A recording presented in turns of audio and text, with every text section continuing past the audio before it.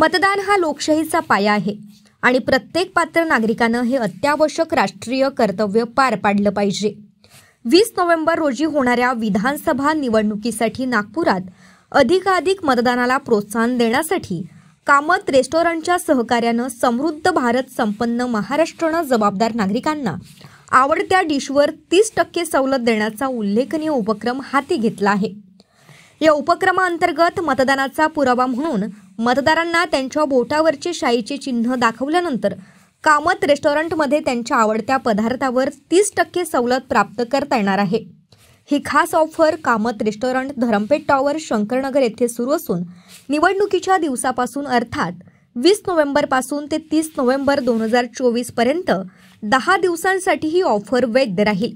Kamat restaurant जागतिक स्तरावर त्यांच्या आदरातिथ्य आणि पाककलेसाठी प्रसिद्ध आहे। नागपूरकरांनी निवडणुकीत उत्साहानं सहभागी व्हावं आणि त्यांचे कुटुंबीय, मित्र आणि शेजारी यांनाही मतदान करण्यास प्रेरित करावं असं आवाहन कामत रेस्टॉरंटतर्फे करण्यात येत आहे। या प्रसंगी मिशन मोटिवेशनचे प्रताप काशीकर, राधाकृष्ण हॉस्पिटलचे गोविंद पोद्दार, जितेंद्र शर्मा संयोजक परशुराम शोभायात्रा, कॉर्पोरेट वकील श्रीमती संगीता मिश्रा, हिलफॉर्ड पब्लिक स्कूलच्या संचालिका डॉक्टर परिणिता फुके आणि स्वॉर्ड फॉर्मचे अतुल उरकुडे यांनी जनतेला मतदान करावं व देशाला सुजलाम सुफलाम बनावं असं आवाहन केलं आहे। मैं अजय जायसवाल, ये जो कामत होटल की फ्रेंचाइजी है, मेरी वाइफ वनीला अजय जायसवाल के नाम से है। कुछ कारणों से वो आ नहीं पाई आज। पिछले कुछ सालों से हमारे इलेक्शन में वोटिंग का परसेंटेज इस देश में जितना होना चाहिए था उतना नहीं हो पा रहा था। उसी को मोटिवेट करने के, लोग को प्रोत्साहित करने के लिए हम लोगों ने एक उपक्रम, काशीकर जी थे हमारे, उन्हें सलाह दिया कि करना चाहिए। उसी कारण ही हम लोगों ने 30% का डायरेक्ट डिस्काउंट जो भी 20 तारीख से वोटिंग करने आएगा 10 दिन तक लगातार दिया जाएगा। उसमें इरिस्पेक्टिव आप कोई भी पार्टी का रहे, किसको वोट दिया उससे हमको कोई मतलब नहीं है। सिर्फ प्रजातंत्र मजबूत हो और लोग ज़्यादा से ज़्यादा वोट डालें, यही हमारी प्रार्थना है। नमस्कार, मी डॉक्टर परिणिता फुके, माजी नगरसेविका, संचालक हिलफोर्ड पब्लिक स्कूल। आज इथे एक चांगला कार्यक्रमाचं आयोजन इथे करण्यात आलं आहे, वोट फॉर डेमोक्रेसी, संपन्न भारत, समृद्ध भारत। आज या कार्यक्रम घेण्याचा हेतू म्हणजे जास्तीत जास्त लोकांनी मतदान करायला हवं हाच सांगण्याचा हा उद्देश आहे। खूपदा असे प्रश्न येतात की नागरिकांना वाटतं आमचं वोटिंग लिस्टमध्ये नाव आलेलं नाही किंवा आमचा पत्ता कुठेतरी दुसरीकडे आमचं नाव आलेलं आहे। अशा छोट्या छोट्या गोष्टींमुळे मतदान ते करू शकत नाही। तर या अवेअरनेसकरिताच आम्ही वारंवार सांगतोय की तुम्ही आपलं मतदान यायच्या पहिलेच तुमचं नाव चेक करा की तुमचं नाव वोटर लिस्टमध्ये आलं की नाही। आपले मुलं 18 वर्षाचे झाले की त्यांची नवीन मतदान नोंदणी करायला पाहिजे आणि ऑनलाईन सगळं अवेलेबल आहे। आपण ऑनलाईन नाही केलं तर आपल्याला हेल्प करणारे म्हणजे कलेक्टर ऑफिसला आपण गेलं तर तिथेही तुम्हाला फॉर्म भरता येतं। अशा भरपूर माध्यमातून आपण आपल्या अधिकाराची बजावणी कशी केली पाहिजे हे आपण एक म्हणजे जागृत नागरिक म्हणून आपण सगळ्या गोष्टीचा उपयोग करून घ्यायला पाहिजे। तसंच येणाऱ्या आता 20 तारखेला जे आपलं विधानसभेचं चुनाव आहे त्यात जास्तीत जास्त नागरिकांनी बाहेर निघून आपला मतदान करावं हेच इथे सांगण्याचा प्रयत्न आहे। धन्यवाद। मैं जितेंद्र शर्मा, सर्वप्रथम आज आप पत्रकार बंधुओं का हार्दिक स्वागत अभिनंदन करता हूं कि 1966 में आज ही के दिन प्रेस ट्रस्ट ऑफ इंडिया की स्थापना की गई थी। तो पत्रकारों के लिए आज का आपका स्थापना दिवस है, तो आपके लिए बहुत हर्ष का और खुशी का विषय है। और पत्रकार जो होता है ये समाज का एक आईना होता है, समाज का प्रतिनिधित्व करता है, समाज तक लोगों जन भावना को पहुंचाने का कार्य करता है और हर समय पर इसका दायित्व अलग अलग बदलता रहता है।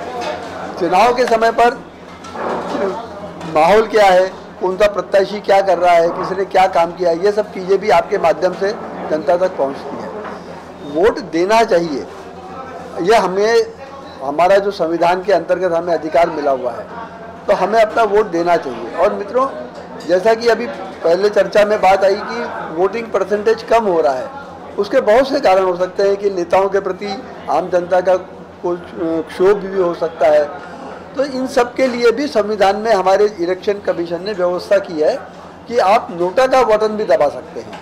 यदि आपको कोई विचारधारा, कोई कैंडिडेट आपको पसंद नहीं है तो आपने अपने, लेकिन मतदान अवश्य करना चाहिए, ताकि आपके मत के आधार पर हर चीज़ का एनालिसिस होता है। तो जनता की भाव क्या है, जनता की सोच क्या है, आपके मतदान के प्रतिशत से, आंकड़ों से वो दर्शाती है। और जितना हमारा लोकतंत्र मजबूत होगा, उतना ही जो हमारे देश जो सोने की चिड़िया कही गई है, उसका वो सोने की चिड़िया का अस्तित्व वापस बचाए रखने के लिए लोकतंत्र का मजबूत होना बहुत आवश्यक है। और लोकतंत्र को केवल हम अपने मताधिकार का प्रयोग करके ही बचा सकते हैं, ऐसा हमारा दृढ़ विश्वास है। इसीलिए आज इस संकल्प भारत समृद्ध भारत इस योजना के तहत, इस बैनर के तहत हम आप लोगों के माध्यम से समाज से ये निवेदन करते हैं कि एक दिन अपने देश के लिए, राष्ट्र निर्माण के प्रति अपनी जिम्मेदारी को समझकर वोट देने जरूर निकलें।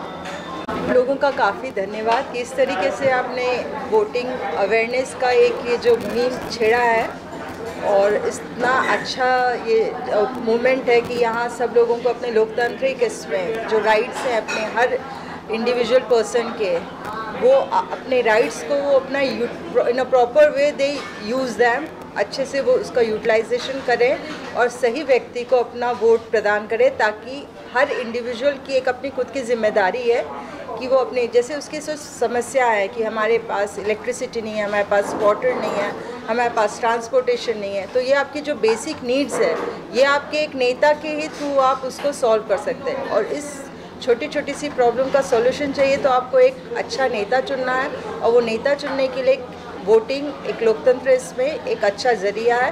तो इस वोट को आप यूज़ करिए, एक अच्छा नेता चुनिए और आगे बढ़िए और देश को विश्व के मैप में लेकर आइए। धन्यवाद। नमस्कार, माझं नाव अतुल उरकुडे, मी स्वॉर्ड फार्मास्युटिकल्स प्रायव्हेट लिमिटेडचा CEO आहे आणि आज आम्ही या प्रेस कॉन्फरन्सच्या माध्यमातून जनतेला एकच अपील करू इच्छितो की 100% मतदान होणं आवश्यक आहे। आता मतदान होणं का बरं आवश्यक आहे, कारण की कुठेतरी आपण ही एक संकल्पना रुजवून आपल्या मनामध्ये एक चाललेलो आहे आणि एक स्वप्न उराशी बाळगून आहे की आपला भारत हा परत एकदा विश्वगुरू झाला पाहिजे।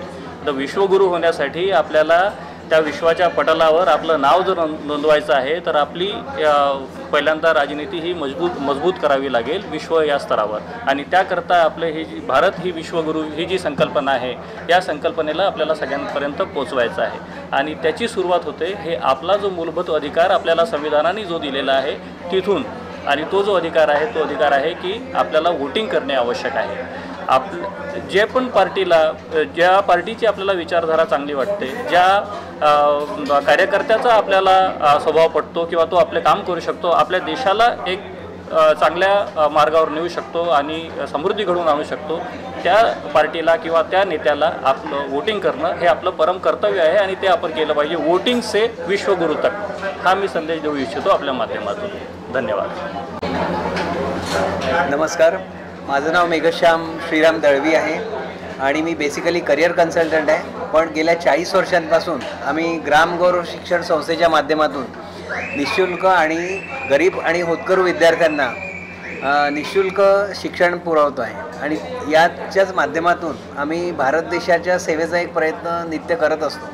परंतु आज आपण जेव्हा पाहतो की 70-75 वर्ष झालेले आहेत आपल्या भारत देशाला स्वातंत्र्य प्राप्त होऊन, तरी ज्या मूलभूत सुविधा आहेत, वीज, पाणी आणि शिक्षण इत्यादी, हे खूप महागलेलं आहे आणि या सगळ्या समस्या आपल्या प्रत्येकाच्या हृदयाशी जुळून आहेत आणि यात कुठेतरी आपल्या सगळ्यांना एक सवलत मिळावी किंवा याच्यातनं आपल्याला सुटका मिळावी। प्रचंड महागाई वाढते आणि या सगळ्या ज्या अशाच अडचणी ज्या आहेत सामान्य नागरिकाच्या, त्या सगळ्या सुटणं आवश्यक आहे आणि याचाच भाग म्हणून भारतीय संविधानाने लोकशाही आपली मजबूत व्हावी म्हणून प्रत्यक्ष लोकशाही न घेता अप्रत्यक्ष लोकशाही निवडलेली। अप्रत्यक्ष लोकशाही म्हणजे काय, तर लोकप्रतिनिधींना आपण निवडून देतो आणि मग हे लोकप्रतिनिधी विधानसभेत आणि संसदेमध्ये लोकसभेत जाऊन आपलं मत मांडतात, आपल्या समस्या मांडतात। महिलांच्या समस्या असतील, लहान बालिकांच्या समस्या असतील, वयोवृद्धांच्या समस्या असतील किंवा प्रौढांच्या, अशा प्रकारे प्रत्येक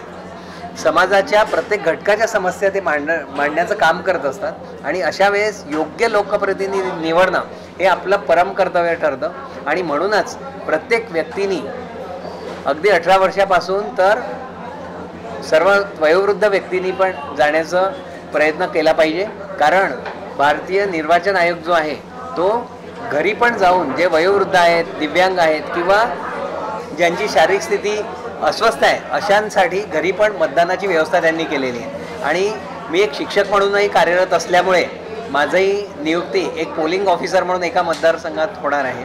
तर त्याचं जे बॅलेटद्वारे मतपत्रिका आहे ते पण मी आधीच केलेलं आहे आणि हे माझं त्याचं प्रूफ म्हणून मी तुम्हाला दाखवत आहे. आणि मला हे मतदान करताना खूप आनंद झाला, कारण अशी व्यवस्था की जेव्हा जे सगळे इलेक्शन कमिशनचे काम करणारे कर्मचारी आहेत ते त्या दिवशी दुसरीकडे कुठेतरी असणार आहेत, पण भारत निर्वाचन आयोगाने काय केलेलं आहे की त्यांच्यासाठी पण पेपर बॅलेटद्वारे मतदानाची व्यवस्था केली. अशा प्रकारे प्रत्येक व्यवस्था भारत निर्वाचन आयोगाने केलेली आहे. अगदी वोटर हेल्पलाईन असं ॲप पण केलेलं आहे, त्याच्याद्वारे आपण आपले नावं पण नोंदवू शकतो. ऑनलाईन जे बदल पाहिजे असतात आपल्या इलेक्शन कार्डमध्ये ते सगळे घेऊ शकतो आणि ही सगळी माहिती घेऊन आपण मतदान निश्चित करू शकतो. तर सर्वांना माझं आवाहन आहे आबालवृद्धांना की त्यांनी जास्तीत जास्त प्रकारे कुठलाही पक्ष किंवा व्यक्ती न बघता योग्य आणि नीतिमान उमेदवाराला मतदान निश्चित करावे. मैं साजिद शेख, जॉइंट सेक्रेटरी समृद्ध भारत संस्था की तरफ से, और अभी हमारे यहाँ पे हमारे जो संयोजक है गोविंद पोद्दार जी समृद्ध भारत संस्था के,